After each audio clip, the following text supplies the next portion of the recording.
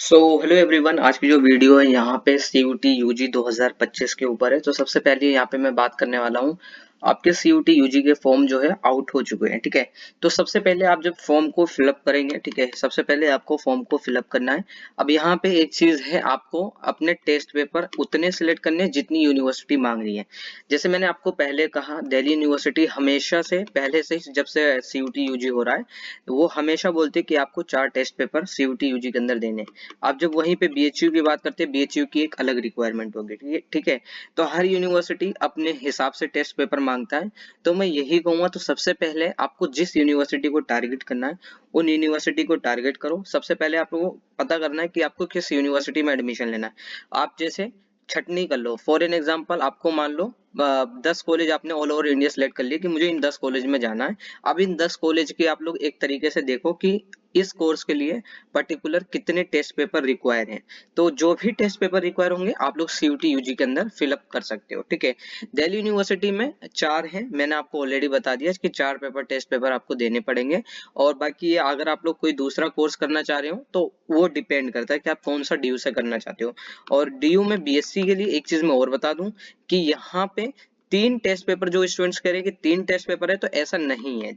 Cut off आपकी जो basically तीन तीन के बेस पर बनेगी, लेकिन जो आपका एक लैंग्वेज सब्जेक्ट होता है वो कंपलसरी है सभी को देना, चाहे आप किसी भी एग्जाम को मतलब किसी भी कोर्स के अंदर जा रहे हो। तो जो आपका एक लैंग्वेज कोर्स मतलब आपका एक जो सब्जेक्ट होगा वो आपका एक लैंग्वेज सेलेक्ट करनी है। ठीक है, आपको यानी सीयूटी के अंदर एक लैंग्वेज पेपर देकर आना पड़ेगा। और ये लैंग्वेज जो पेपर है, इसमें आपको ये ध्यान में रखना है, ये लैंग्वेज पेपर आपका क्या होगा, बेसिकली इसके बेस पर आपकी कट ऑफ नहीं बनेगी अगर आप बीएससी को टारगेट कर रहे हो। बाकी अगर आप बीए को टारगेट कर रहे हो, बीकॉम को टारगेट कर रहे हो, तो आपकी ये जो बेसिकली क्या नाम है, लैंग्वेज बेस पे भी आपकी कट ऑफ बनेगी टॉप 4। ठीक है, तो 4 सब्जेक्ट के बेस पर आपकी कट ऑफ बननी है। ठीक है, लेकिन बीएससी की मैंने आपको बता दिया कि 3 डोमेन सब्जेक्ट से कट ऑफ बनती है डीयू के अंदर। ठीक है, तो फिलहाल ये पूरा क्राइटेरिया है। बाकी हर क्या नाम है, हर कोर्स का एक अलग क्राइटेरिया होता है, डीयू में, बीएचयू में, आप कहीं पे भी जा रहे हैं।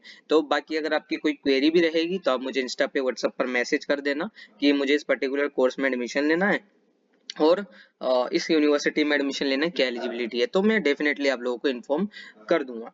बाकी रही बात यहाँ पे ये कि कितने टेस्ट पेपर देने, मैंने आपको ऑलरेडी बता दिया। हर यूनिवर्सिटी का अपना एक पर्टिकुलर एक सेपरेट क्राइटेरिया होता है, ये ध्यान में आपको रखना है। और एक चीज और, अगर आपको नहीं समझ में आ रहा तो मैं रिकमेंड करूंगा कि आप लोग मतलब देखो, मैं ये नहीं कहता कि यूट्यूब चैनल ही कंपलसरी आपको देखना। आप लोग यूट्यूब चैनल की जगह जाइए वेबसाइट पे, जो भी ऑफिशियल पर्टिकुलर यूनिवर्सिटी की वेबसाइट है उन पे जाइए। एक बुलेटिन नाम की शब्द होती है। ठीक है, बुलेटिन में बेसिकली क्या मेंशन होता है, बुलेटिन में मेंशन होता है आपकी पर्टिकुलर सारी चीजें की मतलब भी है यहाँ पे। ठीक है, तो बुलेटिन में सारी चीजें मेंशन होती है कि इस कोर्स के लिए क्या क्या आपके टेस्ट पेपर देकर आने हैं। तो ये आपको बहुत ध्यान से फिल करना है। अगर आप लोगों ने गलती कर दी सीयूटी का, मैंने आपको एक और चीज बता दूं, अब जब इतनी वीडियो बनी रही है तो एक चीज बता दूं। देखो, जो बच्चे कह रहे हैं मैंने सीयूटी के अंदर अगर गलत सब्जेक्ट फिल कर लिए तो एनटीए ने एग्जाम मेरा क्यों लिया। देखो, नेशनल टेस्टिंग एजेंसी, सबसे पहले एनटीए का काम सिर्फ जो है एग्जाम को कंडक्ट करवाना है। एग्जाम कंडक्ट के अलावा एनटीए का काम दूसरा होता है रिजल्ट को डिक्लेयर करना। ठीक है, तो एनटीए का काम 2 काम है, एक एग्जाम लेना और एक रिजल्ट देना। आप जो सीयूटी का फॉर्म फिल कर रहे हो वो आपको बता रहे हो कि मेरे जो है 3 टेस्ट पेपर या 4 टेस्ट पेपर मैंने सिलेक्ट करे, इन इनका एग्जाम मुझे देकर आना है सीयूटी के अंदर। जैसे ही आप एग्जाम देकर आओगे सीयूटी का रिजल्ट आ जाएगा। रिजल्ट आने के बाद फिर आएंगे पर्टिकुलर सेपरेट फॉर्म यूनिवर्सिटी के। ठीक है, जो भी यूनिवर्सिटी के सेपरेट फॉर्म होंगे वो आएंगे और इनको आपको फिल करना है। ठीक है, ये पूरा क्राइटेरिया होता है, कॉमन क्राइटेरिया मैं आपको बता रहा हूँ। ठीक है, इन यूनिवर्सिटी के फॉर्म में अगर आपने फॉर एन एग्जाम्पल गलत कर दिया कुछ, जैसे आपने सीयूटी के अंदर 3 ही सब्जेक्ट देकर आ गए और आपने डीयू को टारगेट कर रहे हो और डीयू का फॉर्म फिल करोगे, तो जब डीयू की कट ऑफ आएगी तो कट ऑफ में ड्यू ये कह देगा कि आप किस बेस पर आपका एडमिशन रिजेक्ट कर देगा ड्यू, और रिजेक्ट करते हुए ये बोलेगा कि आपका एडमिशन इसलिए रिजेक्ट हो रहा है कि आपने सीयूटी के अंदर 3 ही सब्जेक्ट देकर आए हो।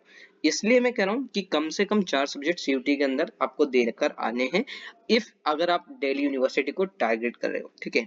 बाकी आपके ऊपर चॉइस है, हर यूनिवर्सिटी के क्राइटेरिया अलग होता है। क्योंकि मेरा चैनल ड्यू बेस्ड है, दिल्ली यूनिवर्सिटी बेस्ड है, ज्यादातर अपडेट दिल्ली यूनिवर्सिटी की होती है, तो यहाँ पे मैं ड्यू की ही बात करता हूँ, ठीक है। तो 4 सब्जेक्ट आपको देकर आने, जिसमें एक लैंग्वेज आपका कंपलसरी होता है, ठीक है। 3 डोमेन हो गए, एक लैंग्वेज। जीटी का एक अलग क्राइटेरिया, अगर आप कुछ कुछ कोर्स के लिए जीटी चाहिए होता है, हर कोर्स के लिए जीटी नहीं चाहिए, ये आपको ध्यान में रखना है। रही बात यूनिवर्सिटी, देखो सबसे पहले हमने बात कर ली फॉर्म के फिलअप करने के बाद क्या करना है, ये बात कर लेते हैं। फॉर्म फिलअप करने के बाद बेसिकली आपको एग्जाम की तैयारी करनी है। एग्जाम आपके होंगे मई में, मई जून में आपके एग्जाम होंगे। इस मई जून में आपको तैयारी अच्छे से करनी है। आपका जो भी स्कोर आएगा, इसके बाद यूनिवर्सिटी की काउंसलिंग स्टार्ट होगी, रिजल्ट आएगा, ठीक है। जब सीयूटी का रिजल्ट आ जाएगा उसके बाद काउंसलिंग स्टार्ट होती है। तो बेसिकली फॉर्म फिल कर दिया आपने, अब आपको सिर्फ वेट करना है किसका, एग्जाम का। कितने पेपर देने हैं मैंने आपको बता दिया, हर यूनिवर्सिटी का क्राइटेरिया अलग होता है। कहीं पे 3 की रिक्वायरमेंट है, कहीं पे 4 की रिक्वायरमेंट है, और डीयू के लिए तो कंपलसरी आपको 4 सब्जेक्ट देना, ठीक है। अब आता है एक चीज, university counselling process. University counselling process होता कैसे है, देखो मैंने अभी आपको पहले थोड़ी देर पहले बताया कि सीयूटी का एग्जाम कौन कंडक्ट करवा रहा है, एनटीए, नेशनल टेस्टिंग एजेंसी। इसके काम क्या होते हैं, एनटीए का काम पहले तो आपका एप्लीकेशन फॉर्म फिल करवाएगा, जो अभी आप लोग फिल कर रहे हो सीयूटी का। दूसरा काम यहाँ पे होगा आपका एग्जाम को कंडक्ट करवाना, जो कि अप्रोक्सीमेटली में भी मई में होगा, जून में होगा, ठीक है। मई जून आपका चलेगा, ठीक है। अब यहीं पे तीसरा इसका काम है, जो भी आपका एग्जाम हुआ, आपने जो भी एग्जाम देकर आए, उसका रिजल्ट डिक्लेयर करना। यहाँ पे एनटीए का काम हो जाएगा खत्म। रिजल्ट डिक्लेयर करने के बाद एनटीए का कोई काम नहीं है, एनटीए आपको रिजल्ट थमा देगा और कह देगा कि अब यहाँ से आपका नाता खत्म हो गया। अब यहाँ पे जब रिजल्ट हो जाएगा तो एक एग्जैक्ट मैं मान के चल रहा हूँ, अगर आपका जून तक मान लो एग्जाम हो जाता है, तो जुलाई में आपका रिजल्ट आ जाएगा, मैं मान लेता हूँ शुरुआत में ही आ जाएगा, ठीक है। और मिड जुलाई तक या लास्ट जुलाई तक आप लोग मान के चलो, आपके यूनिवर्सिटी के फॉर्म आएंगे सेपरेट, ठीक है। तो यूनिवर्सिटी के फॉर्म आएंगे, ये ध्यान रखना, और वो उस टाइम पे आएंगे। अगर आप डीयू को टारगेट करे हो, बीएचयू को टारगेट करे हो, जेएनयू को टारगेट करे हो, या आपने एएमयू को टारगेट करा है, या आपने जामिया को टारगेट करा है, क्योंकि जामिया में मैंने आपको पहले बताया, जामिया में कुछ कोर्सेज के लिए ही सीयूटी है, बाकी उसका अपना खुद का एंट्रेंस एग्जाम होता है, ठीक है। ये चीजें हैं, ये आपको ध्यान में रखनी है कि जामिया को अगर आप टारगेट कर रहे हो तो उसमें क्या चीज है, जेएमआई, जेएमयू लिख दिया, सॉरी जेएमआई, ठीक है। तो ये आपको ध्यान में रखना है। अब एक चीज मैं और बता दूं, यूनिवर्सिटी काउंसलिंग आपकी स्टार्ट कब होती है, जब सीयूटी यूजी का रिजल्ट आ जाएगा, यानी अप्रोक्सीमेटली आप लोग मान सकते हो कि लास्ट जुलाई तक यूनिवर्सिटी के अपने सेपरेट फॉर्म आ जाएंगे। उन सेपरेट फॉर्म जब आप फिल करोगे, उन दोबारा से फिल करना होगा।